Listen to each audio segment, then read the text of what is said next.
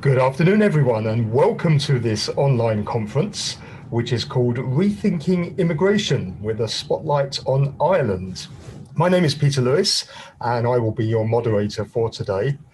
Before we get going, let me thank the conference organizer, Bartra Wealth Advisors. In case you're not familiar with Bartra, they are a sister company of Ireland's most successful real estate developer, Bartra Capital Property Group, which specialises in providing independent Irish immigration investment advisory services. And it's helped hundreds of families successfully immigrate to Ireland, and it maintains a 100% application approval rate and a 100% renewal rate. Let me also thank the South China Morning Post, who are the media partner for this event and whose studio we're using for this webinar. Now, throughout this webinar, we have an online poll, which you can see on Zoom, and there are 3 questions which we would like you to answer. And I think what we'll do is let's kick off straight away with the first question, because it may help frame a little bit the discussion. So the first polling question I want to ask you is, have you recently started considering living outside Hong Kong? 2 possible answers, simply yes or no. Have you recently started considering living outside Hong Kong? And I'll give you 30 seconds to answer that poll.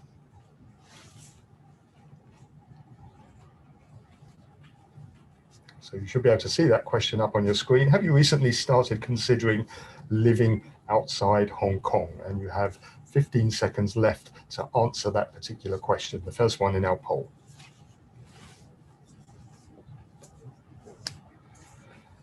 So if you haven't voted yet, you've got just 5 seconds left to do so. Okay, so the first polling question is closed, and we should see the answer on the screen. Unfortunately, I can't see the answer on the screen, but hopefully you can all see the answers up there on the screen. Okay, let me now introduce the panelists to you.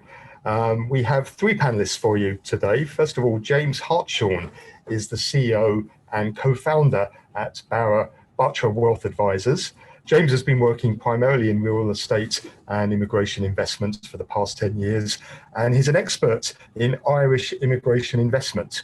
He's represented some of the largest European property developers in China, and James also serves on the board of directors for the Entrepreneurs Organisation Shanghai chapter. Welcome, James. Secondly, we have with us Liam Bailey. He's global head of Knight Frank's market-leading research team. Based in London, Liam writes and presents on property market trends around the world, with a particular focus on residential markets. He also leads Knight Frank's flagship publication, The Wealth Report, which tracks private wealth investment into property. Thank you for joining us, Liam. And our other panel speaker is Cheryl Arcibal, who is a business reporter at the South China Morning Post. Cheryl joined the Post in 2018, and she covers the property market, both international and local, and she's also interested in property design trends and consumer shifts. Thank you very much, Cheryl, for joining us. Thank you for having me. And finally, let me introduce myself. I'm Peter Lewis. I'm the host of the business and finance radio program Money Talk, which broadcasts each weekday morning on RTHK Radio 3. I have over 35 years experience of global financial markets and business experience, from holding various chairman and CEO roles at investment banks, asset managers and brokers. And I'm also the founder and managing director of Peter Lewis Consulting China Limited, which is a financial services industry advisory and consultancy firm.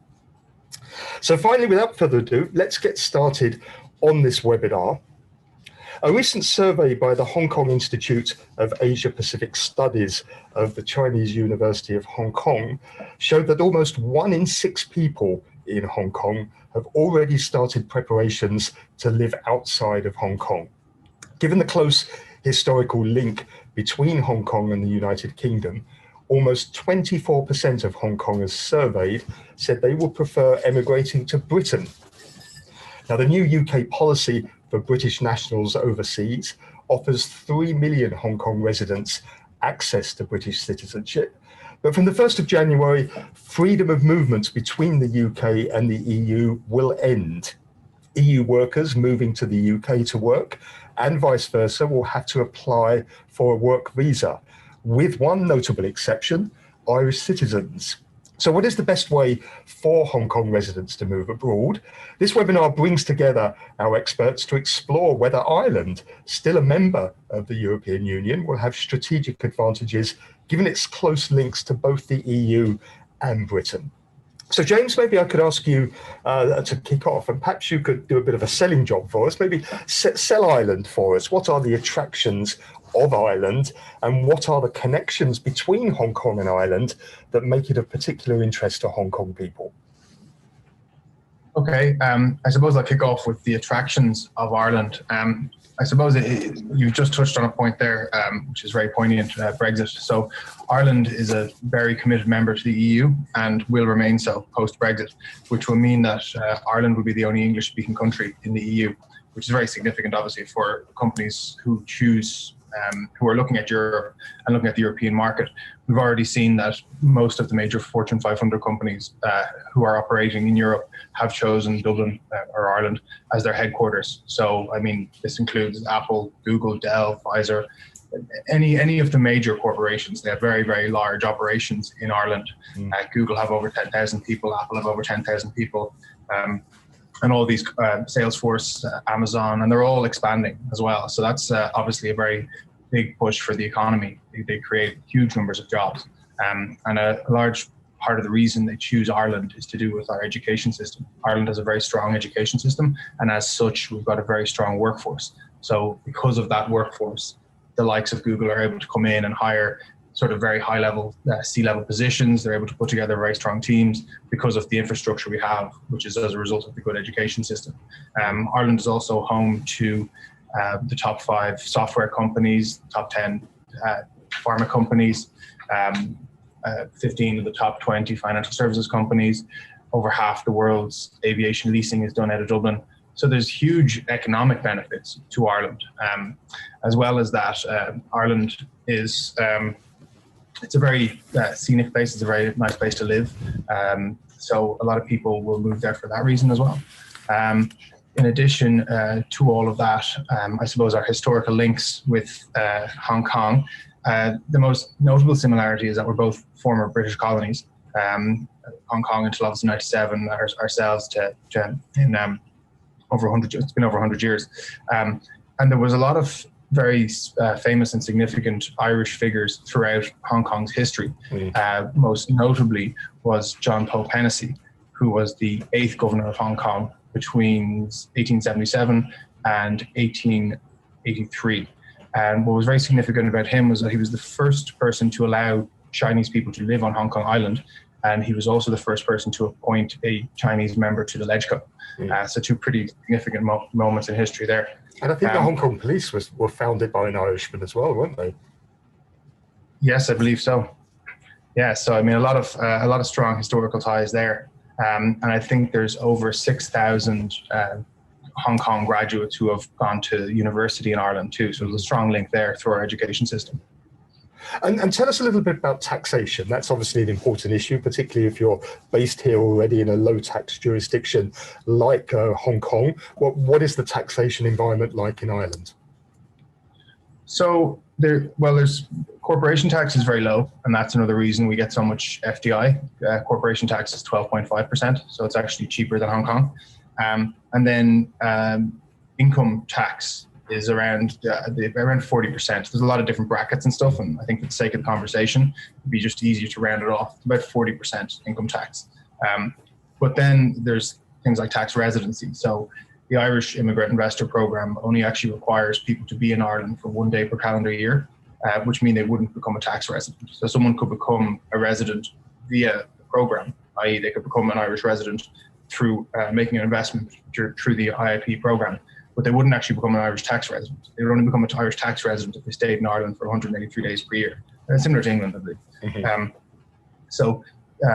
The tax rate is one thing, but the sort of how applicable that is, i.e. are you a tax resident? That's another question. And then there's another thing to do with domicile as well. And again, that's kind of a complex issue, and it's every sort of person's circumstances are quite unique and different. But most of the people coming from Hong Kong would be non-domiciled in Ireland, which means by and large they wouldn't have to pay tax on their worldwide income. And affordability is also an important issue, isn't it? Particularly when you live in Hong Kong, probably the least affordable city in the world. How does a place like Dublin, for example, compare in terms of affordability, and maybe compare with other places in Europe? Yeah, Dublin would be considerably cheaper than Hong Kong, and Hong Kong's the most expensive real estate in the world, so everywhere is going to be cheaper. So Dublin housing prices are probably around between 20 and 30% below London. Obviously, Liam can speak more to this, his particular area of expertise.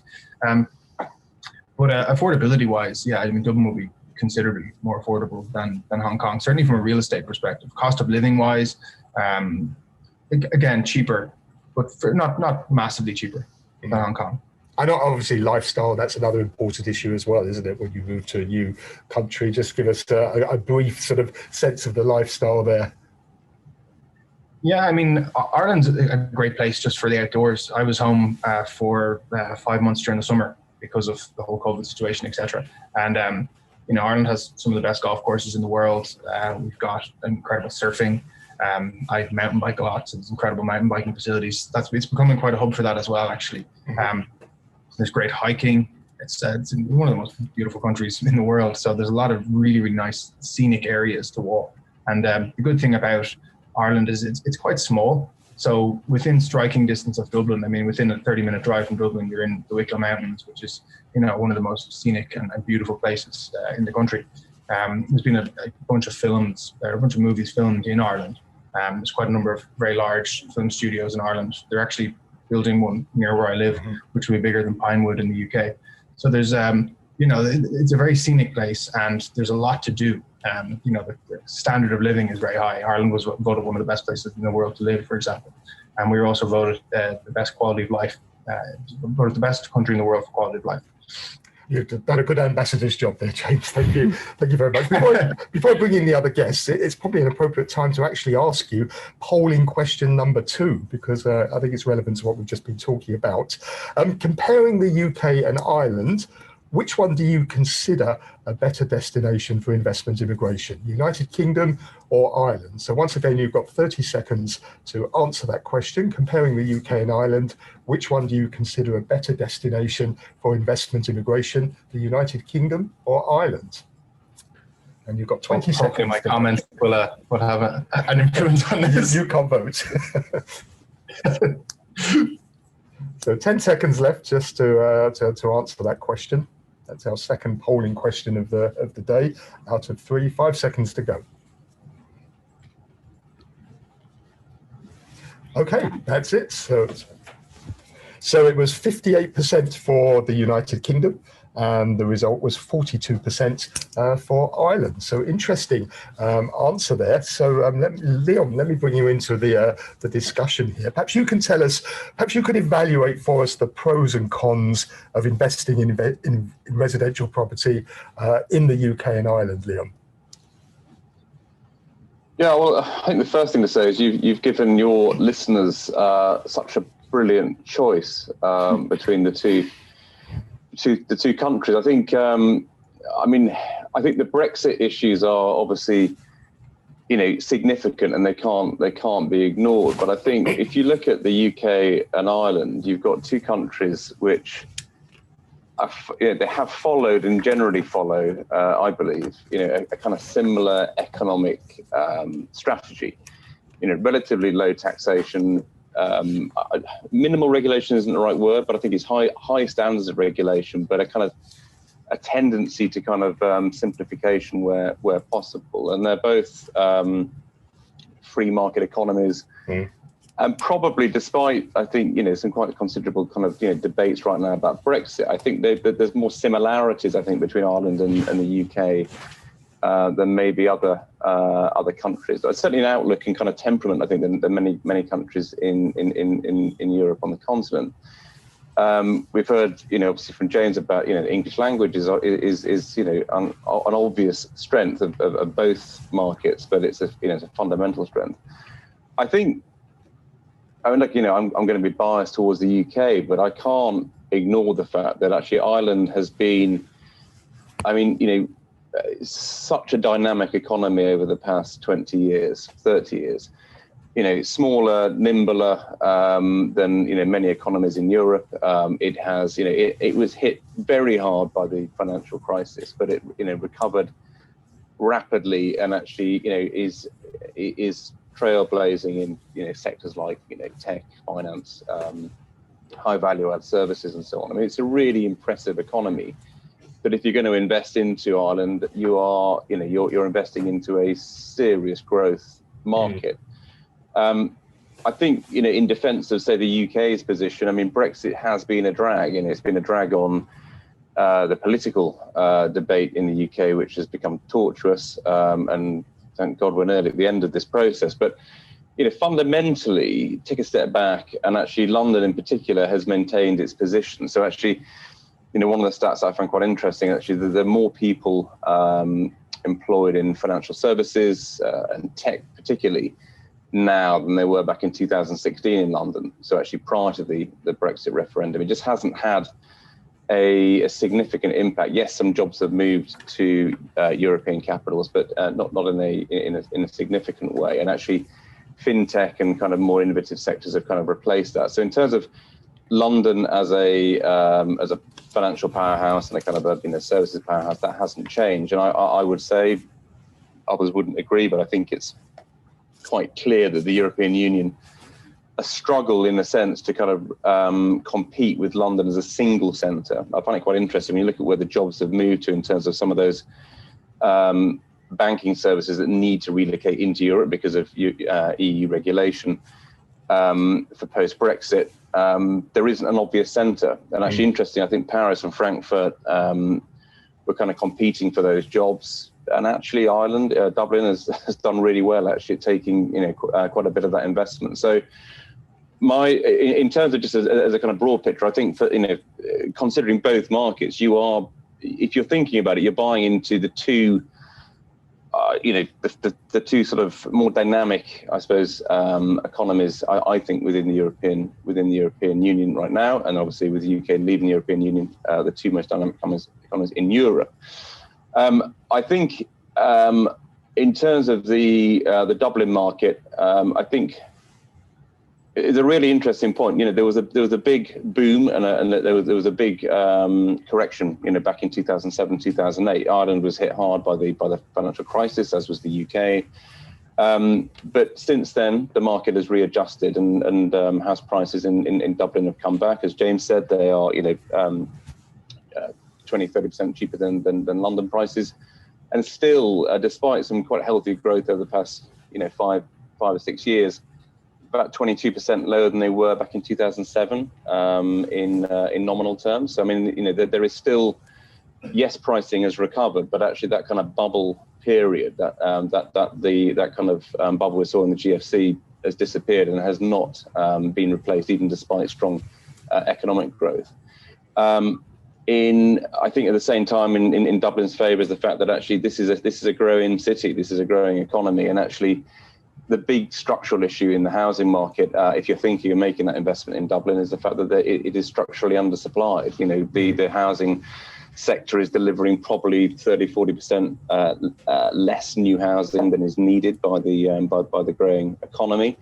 So any questions around sort of oversupply or absorption of new build stock is really not an issue in terms of actually buying into that marketplace. It's an undersupplied market, if anything. And I think there is. I mean, we can touch on maybe actually locations within Dublin and pricing, but I think it's a strong opportunity.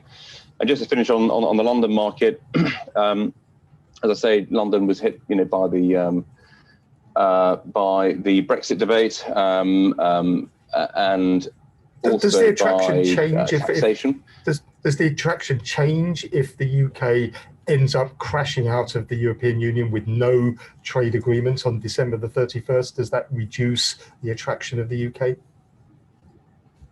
I don't think it does. And in a sense, I think it's kind of priced in. I think at the moment, if you're let's take two issues. If you're thinking about the housing market in London, prices now in central London, that kind of £1 million level, if that's where you're sort of thinking of investing, which is kind of zones 1, 2, zones 3 in London, your pricing now is still down 25% from where it was back in 2014.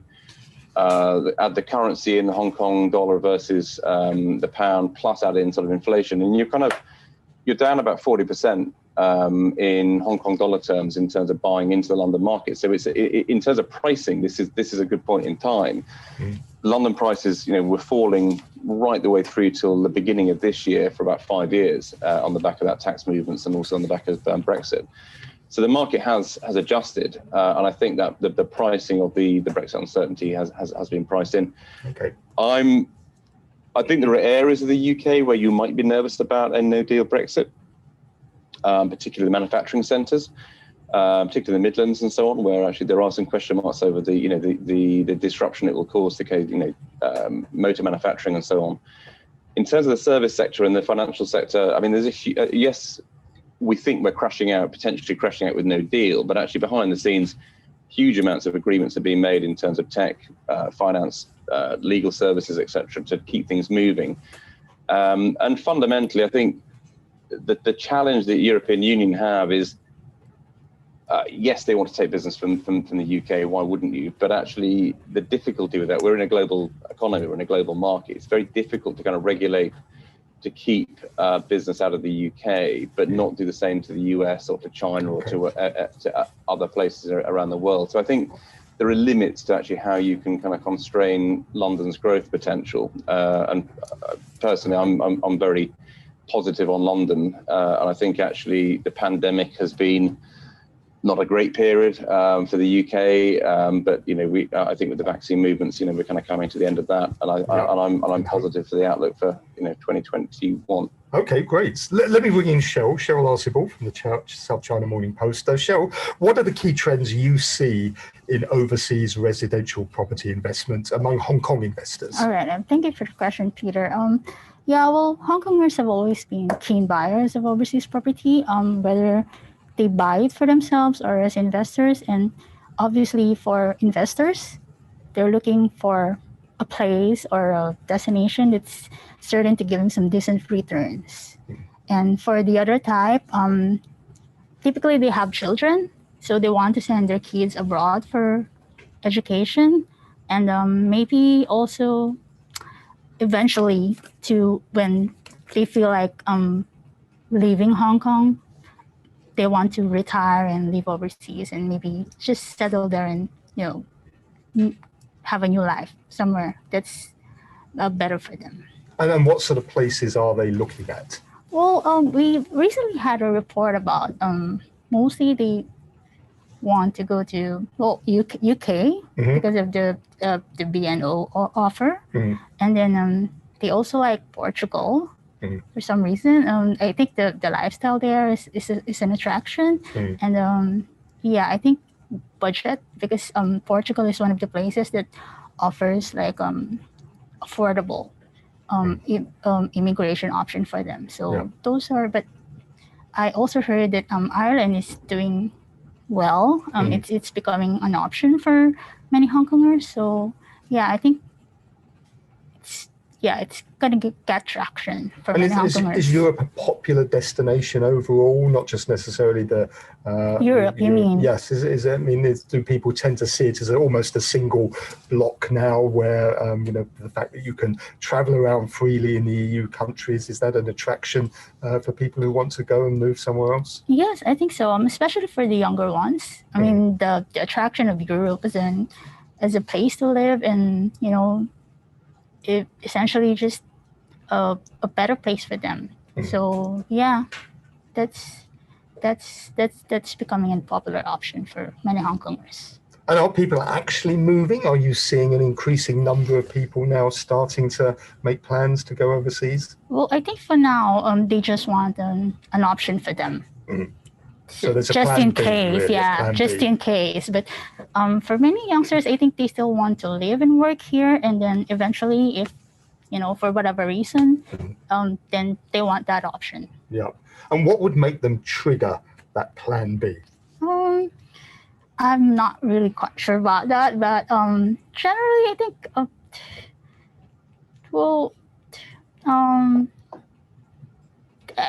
if there's better economic opportunity, I guess, and if time comes when they have a family and they want to send their kids abroad and they want to move and settle there, so that's the time the decision will take place. So family issues, lifestyle issues are a very important part of that decision-making Health and process. social security system it's not as just well. investment, although that may be important. There are other considerations as well that people are looking at. Yeah, Hong Kongers are sophisticated investors, so they know what they want and they pick the best places for them. Right. Okay. James, I wonder if you can tell us a little bit about the Irish Immigrant Investor Programme, and also give us a little bit of a, if you like, a benefits and cost comparison of the citizenship between the British path and the Irish path. Of course. Well, firstly, the Irish program isn't actually a citizenship program. So there's, I don't think there's any citizenship programs left in Europe. Two countries that were providing citizenship programs, which are basically, we directly buy a passport effectively, were Cyprus, which stopped theirs this month, and Malta as well. So they've both stopped. So there's no actual citizenship programs in Europe anymore. That was a big thing. That was a big part of the EU. It was something done with the OECD and the EU a while back, and they were very critical of these programs. And in light of that, they've sort of gotten rid of them. So currently, the Irish program. So the Irish program is a residency program. So it's you acquire what's called a stamp 4, which would equate to like a green card, a permanent residency. There's a lot of different language around the term, and essentially this allows you and your family to live and work in Ireland. Your kids will be able to attend public school for free. You only are required to live in Ireland for 1 day per calendar year, and if your kids wanted to sort of stay there for longer and eventually become citizens, they can do that. They don't need you necessarily to be there. It's one of the big differences between the UK and Ireland.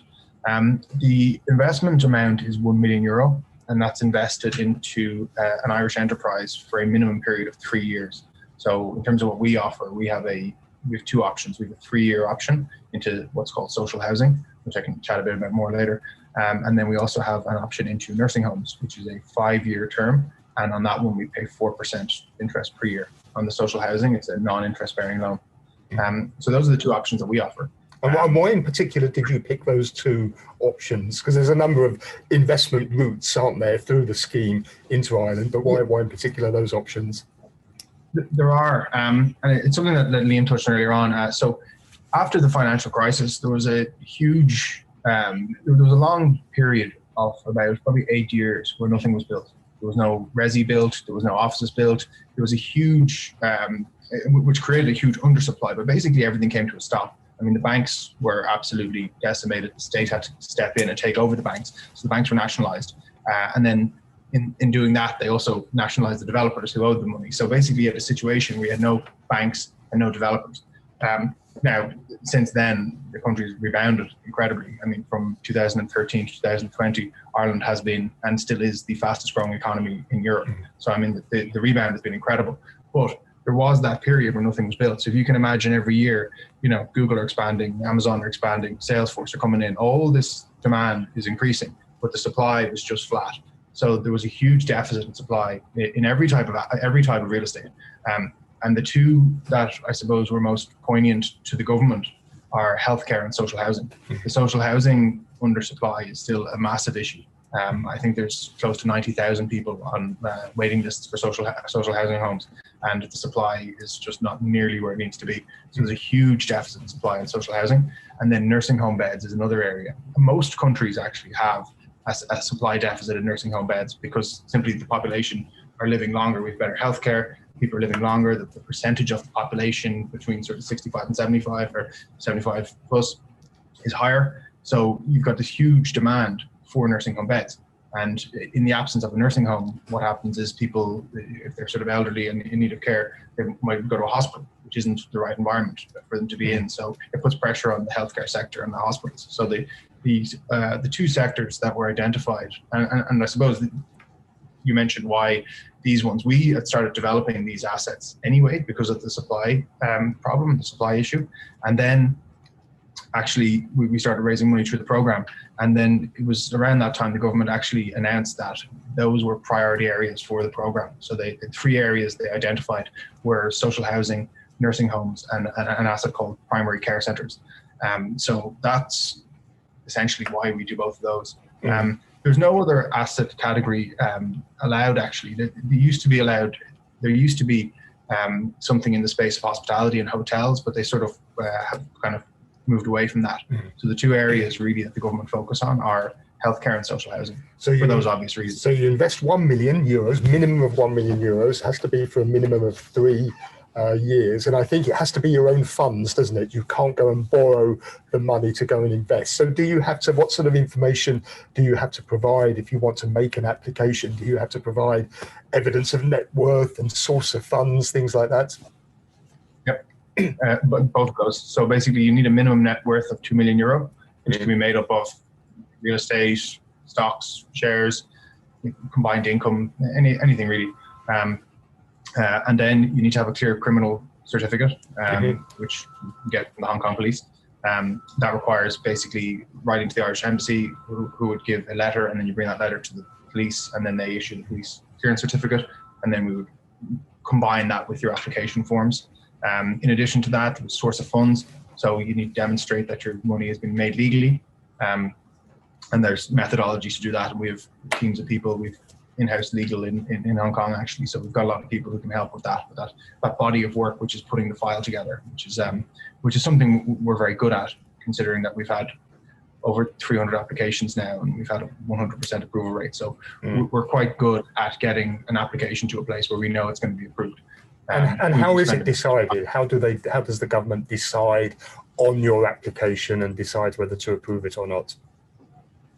I mean, once everything is, once you, like, obviously if you've got like a criminal background, that's not going to work, but we wouldn't submit a file, obviously. We wouldn't tell a client to proceed if we knew they wouldn't be approved.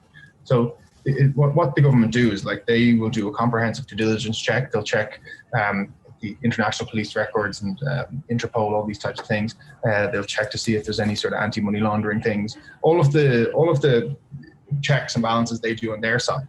And then as an extra layer of protection, and this came post OECD report. I think the OECD report came out in either late 2018 or 2019. And it basically was critical of these programs. And it cited money laundering as one of the issues.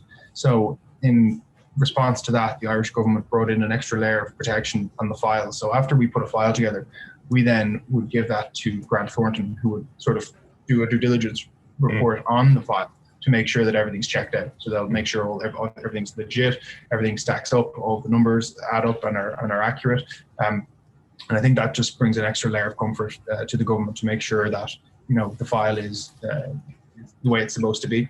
All the documents are notarized, things are double apostilled. So there's a huge amount of,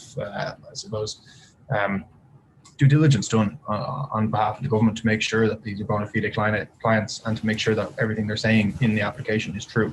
And then in terms of, you know, what qualifies, I mean, once the person meets the requirements, they qualify.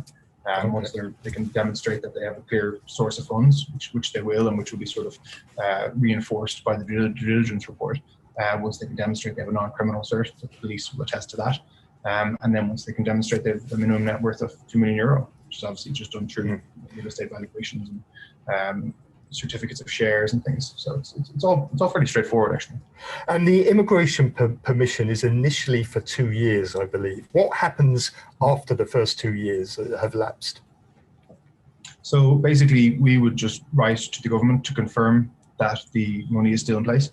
So basically, if you're in one of our nursing homes, for example, after 2 years, we would just write a letter of confirmation. One of our directors would sign it, and basically saying we can confirm that the funds are still in the investment. And then the applicant would bring that to Innis, and then they would get their visa renewed for 3 years. Okay. So it's 2 plus 3. And what are the costs of all of this process? So our fees, we have initial fees with legal fees that are around €18,000, and then we've got other fees that come later after post-approval, which I think are in the region of €40,000. And these cover all of the legal work, all of the administration work, all of the ongoing management and sort of like fund management of the funds. And then the investment amount, as I said, is €1 million, and that's about all the fees. Okay, well, thank you for explaining that. We don't have any like annual fees, and we don't have any sort of exit fees. So there's a lump sum at the start, which is sort of spread over a 6-month period. So we charge fees initially to start our body of work, and then after the client has been approved, then we charge the second batch of fees, and then at that stage the investment's made.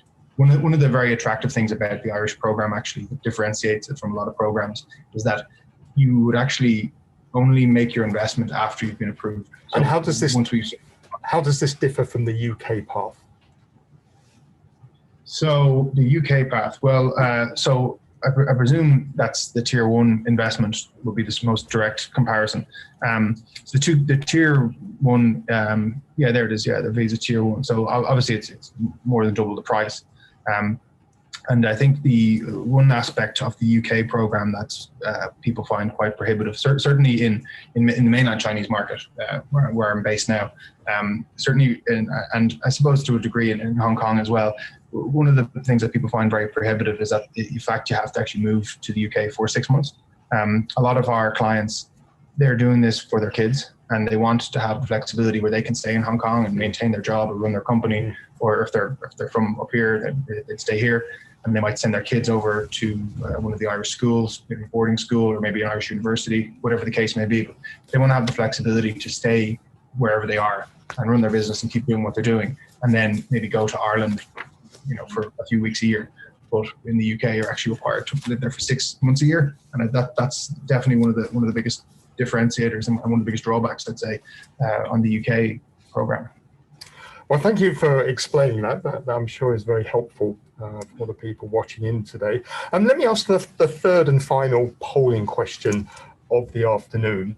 The final question is, what are the most important factors for you when choosing a destination for investment immigration? Is it citizenship? Is it return on investment? Is it taxation? Is it lifestyle and livability? Or is it education? As there's a few more choices, I'll give you a little bit longer to answer, 40 seconds to answer that question starting from now. What are the most important factors for you when choosing a destination for investment immigration? Is it citizenship? Is it the return on investment? Is it taxation? Is it lifestyle and livability? Or is it education? And you've got 20 seconds left to answer that question. So you should see that question up on your screen. 10 seconds left.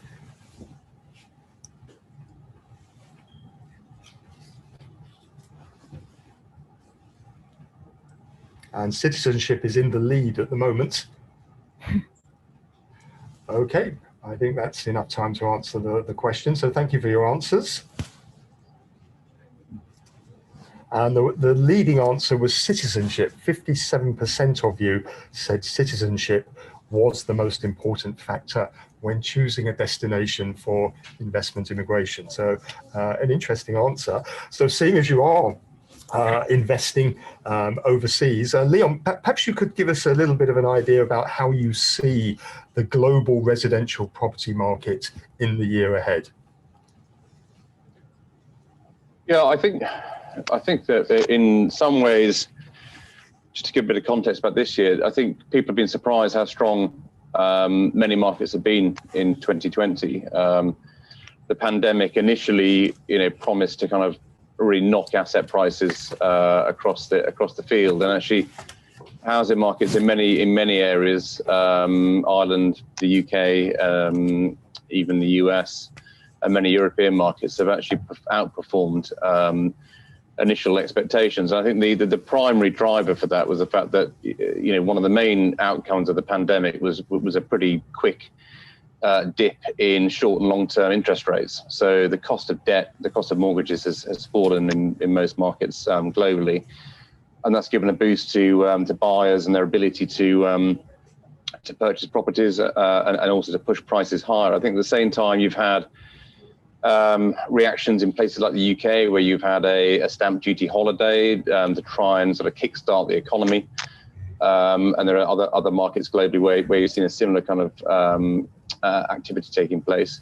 And also, I think some of the government, globally, the government reactions to the pandemic in terms of support for, employment, furloughing, bailing out businesses and so forth to try and sort of, reduce the impact of the pandemic have helped drive investment into property and into the housing market. So I don't think it's a case that, at the moment in the UK, prices are probably rising by about 5-6% annualized. I know that in Dublin, prices were sort of, were falling actually up until the pandemic, actually, and then they're kind of after the hiatus of the lockdowns, they've been, actually ticking up a little bit in the last few months. There's been a turnaround there as well. So you're starting from a point where actually markets have been benefiting, if you like, I suppose, from the kind of stimulus around the pandemic, and it's a little bit like the aftermath of the GFC, I suppose, where actually government action is aiding asset price or asset performance. It isn't the objective of government interaction, but it certainly is a kind of a symptom of what's been done. Looking into the next 12 months, I think, in a sense, you've got some negatives weighing on markets, so that that stimulus will be withdrawn at some point. The furloughing schemes, the employment protection schemes, across Europe, will be withdrawn at a certain point over the next few months.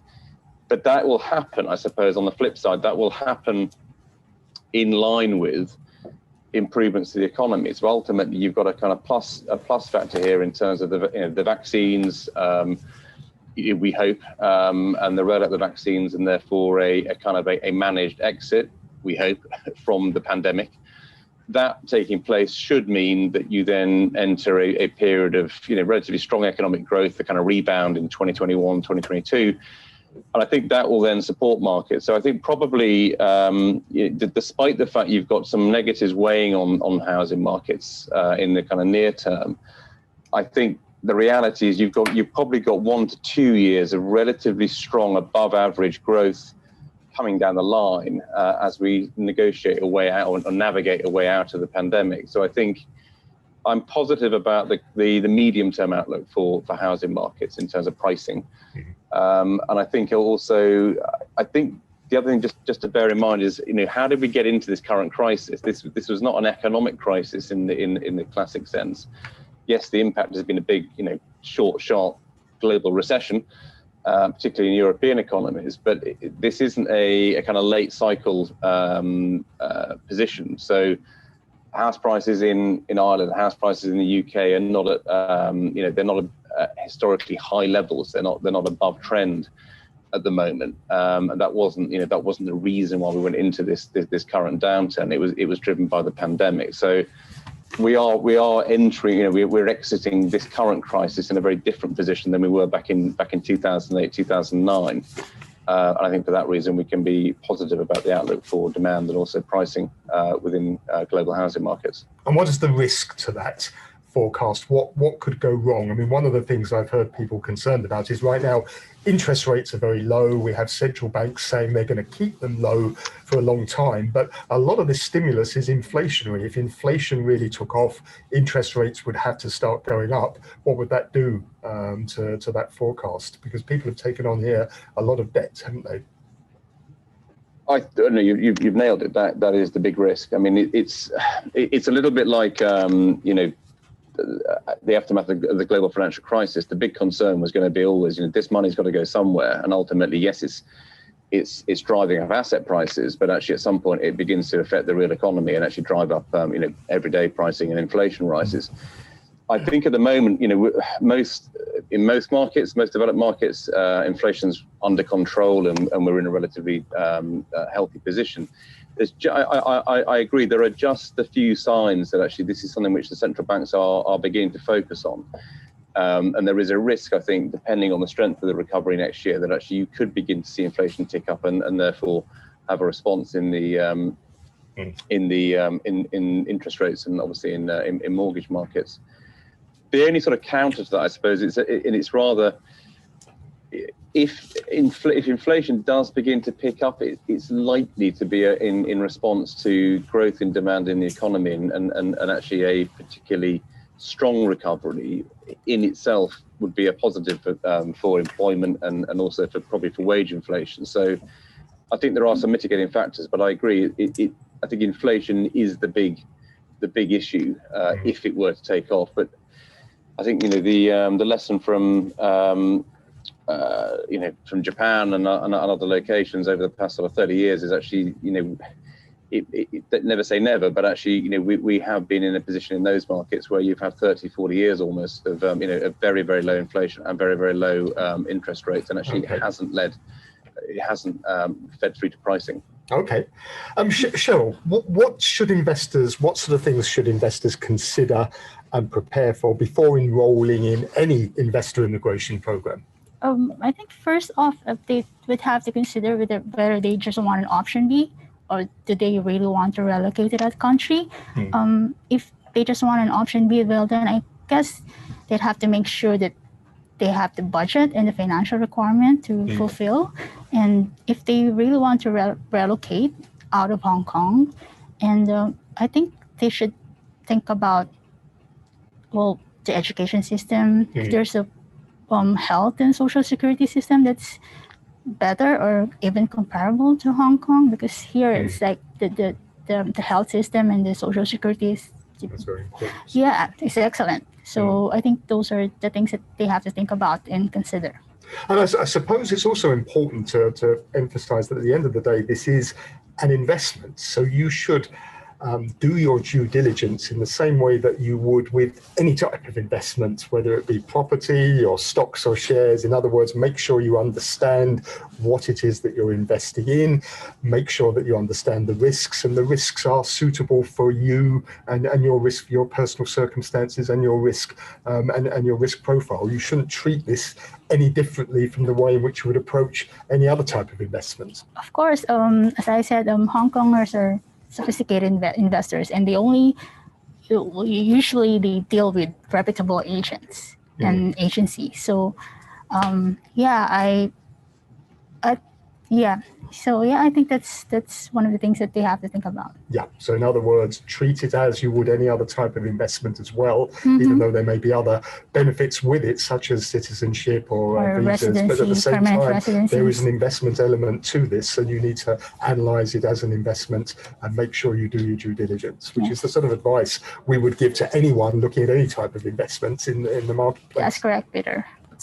Well, thank you very much. Thank you to our panel of 4 experts for that very illuminating and lively discussion. This is now an opportunity for you, our online audience, to submit questions to the panelists.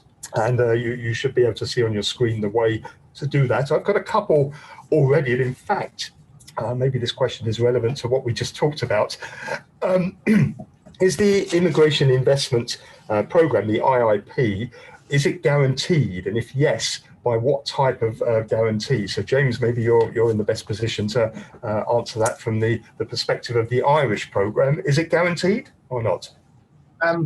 Yeah, well, I suppose, like, I'd echo what you just said, and I think I couldn't agree more. Like, the thing that people need to do going into this, like any investment with DD. So is the investment guaranteed? The investment is with a private company. So there's no sort of like government investment as such. So you're not investing with the Irish government, you're investing with a private company. Now, in the case of our company, we build assets, which we subsequently let to the Irish government. So they're very de-risked assets. Like, if you take our social housing, for example, I mean, we sign an agreement for lease before we even start construction.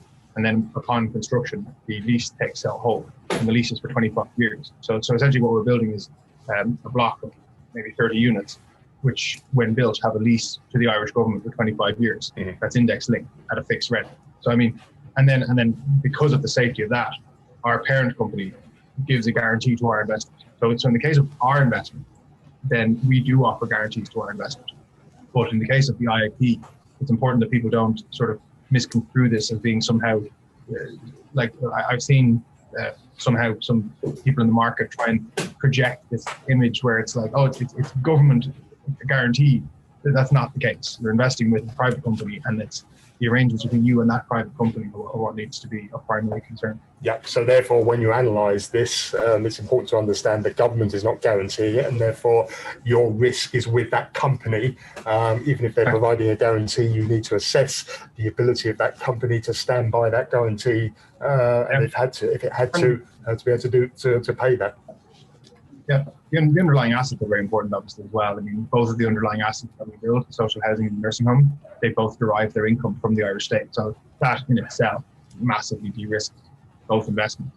I mean, you're seeing a huge shift now in institutional capital towards these types of assets, because obviously, as we come into a global downturn, asset categories like office, like residential, become higher risk, whereas assets deriving their income from government are obviously considerably less risk. So you're seeing a huge amount of institutional capital switch into both asset classes, actually.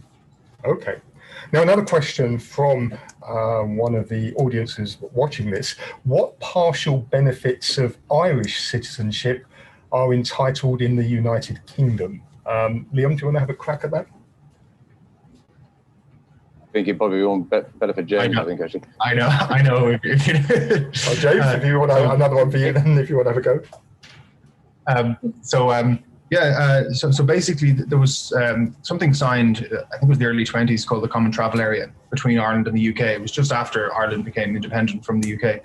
And the Common Travel Area basically governs Ireland and the UK, and it allows for free travel between the two countries. So with my Irish passport, I can live and work and even vote in the UK and vice versa. So, I mean, the citizenships, they're almost interchangeable, if you could say that. But I mean, if you wanted to have a more in-depth analysis on this, if you go on to either the Home Office, the British Home Office website, or the Irish INIS website, like the equivalent of the Home Office in Ireland, both of them have a page actually on the CTA, which is called the Common Travel Area. If you just Google CTA Ireland or CTA UK, you'll get the list of the benefits there. It's pretty straightforward. So if you're one of those who are considering living outside Hong Kong, how do you start the process, Leon? What should be the first things you do? Is this to me? Yep. I think in terms of the technicalities over immigration schemes, then obviously James is your man. I think if you take a broader view, I suppose you have your immigration objectives about actually what are you trying to achieve from those from that position. But in terms of investment and also where you want to base yourself, I think there are obviously so many options. I mean, I think within Asia Pacific, there's obviously strong demand for Australia and other opportunities closer to home. But you've also got European locations, the UK and Ireland. Part of that. You've got the US, Canada. There are lots and lots of options available. I just think I come back to the point I made at the beginning of the of my first section, which is, if you're taking a long-term view, and I think it's kind of reflected by demand for accommodation in places like Ireland or the UK, which is kind of based on education. So a huge amount of interest from Hong Kong at the moment and to be fair, for a long time has been focused on London, and also increasingly is beginning to be focused on Dublin because of education facilities. And in Dublin, demand for access to medical schools like the Royal College for Surgeons and Trinity College is incredibly strong, because ultimately that's set aside visas and so forth, that this is kind of a passport to a career, a global career. And I think the benefit of somewhere like Ireland or somewhere like the UK is actually that grounding is English language, the quality of the education that if you are able to offer to your children means that actually you've got a sort of passport for kind of growing a career at a global level beyond that. And also you're buying into markets or you're investing in markets which are fundamentally, I think, aligned, and if I can say this, with a kind of that kind of entrepreneurial kind of, Hong Kong mindset, that these are kind of outward-looking economies. I mean, Ireland, has transformed rapidly over the past 30 years. The UK is, has kind of always been a kind of an outward-looking kind of marketplace. But these are locations where global business wants to place itself, as James quite rightly described. In Dublin and also in London. This is where, you've got headquarters of every major company globally wanting to be based here.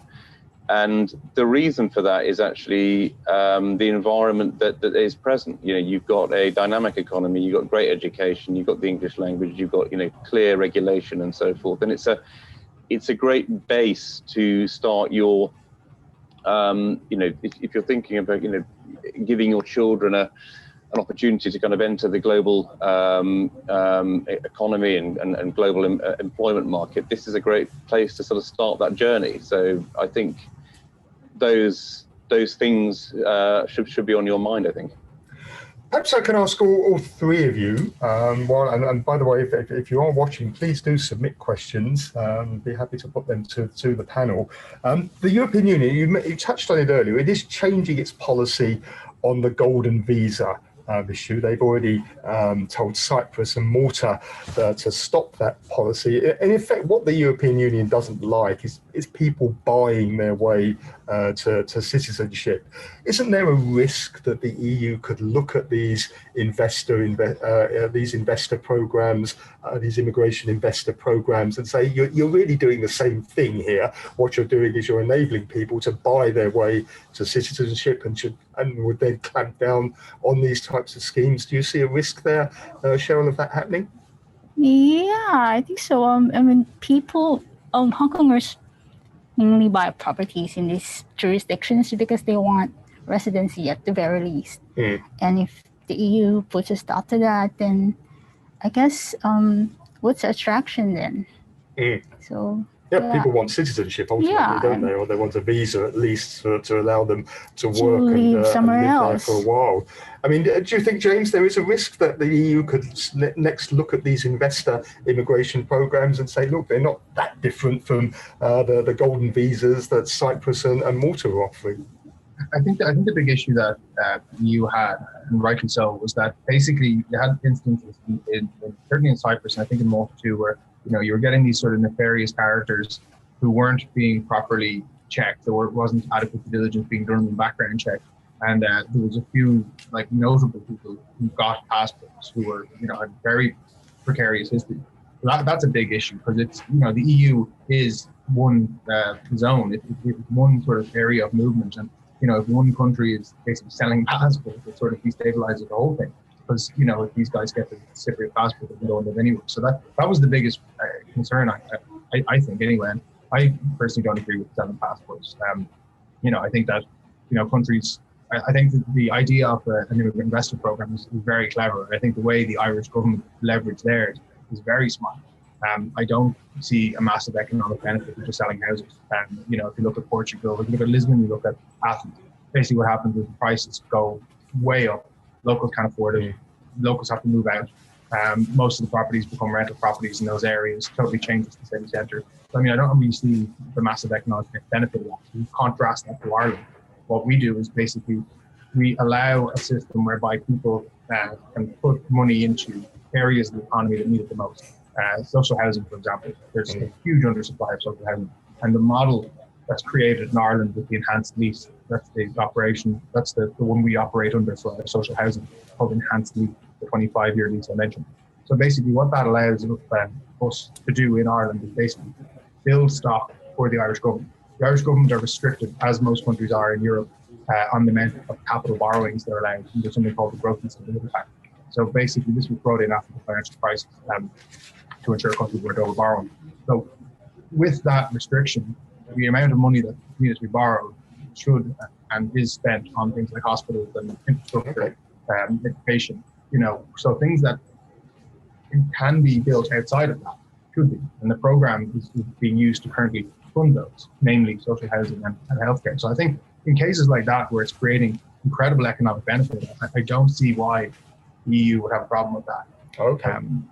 Because ultimately, anyone who gets this stamp 4 visa still needs to spend the same amount of time as anybody else to get an Irish passport. You need to live in Ireland for 5 years, eventually. So there's no fast track passports with the program. So I don't see how they'd have an issue with it, really. Okay. Liam, let me give the final word to you. Perhaps you want to just give quickly your thoughts on that same issue. Do you think the EU at some point may decide they have a problem with these types of investor immigration schemes? I think it's I think there's an issue, and I think that it's broader than just the EU. I think the US has also got sort of question marks over some of these schemes, and I think James is sort of is right that. I mean, ultimately, governments are able to award citizenship or whatever benefits of residency or whatever as they see fit. And tradition, there's lots of reasons why governments want to create schemes to allow entrepreneurs or wealthy investors to come into their country and sort of hopefully benefit the country. I think the problem has been over the past 20 years that you've had a kind of a growth in this industry. And as James says, I think there are question marks over a number of those schemes which sort of, have been developed and created. And, understandably, after a period of years, the EU and the US have put pressure on some of those schemes in the Caribbean and some parts of Europe, just to say, well, hang on a second, what is the rationale here, apart from actually raising funds for for the government coffers without actually thinking through the long-term implications. Mm-hmm. So I think that there is pressure on schemes which are badly managed and badly designed. But I think you've seen it in places like the UK that actually, the investment level for the Tier 1 visa is increased. I mean, there's tightening of the conditions, and I think it's part and parcel of the fact that places like Ireland, places like the UK, and even the US actually with its EB5 visa, these things are always kind of looked at and assessed. And I think the best schemes will always have a degree of resilience and strong regulation around them, and they will be supported. I think the weaker schemes are under pressure, and a few of them have already closed. I think it's a sort of a separation of the marketplace. Okay, thank you very much for that. And that brings an end to our webinar for this afternoon. So let me thank our speakers today, James Hartshorn, CEO and co-founder at Bartra Wealth Advisors, Liam Bailey, who's Global Head of Research at Knight Frank, and Cheryl Arcibal, business reporter at the South China Morning Post. And many thanks to you for attending today, and I hope you found the discussion enjoyable and educational, and it's helped inform your decision-making process if you're thinking of living and working outside of Hong Kong. Just to wrap up, just want to let you know there is a post-webinar survey which will be shown in the browser when the webinar ends, and the link will also be shown in the follow-up email. It would be very helpful if you could complete the survey for us. So thank you very much and have a very good evening.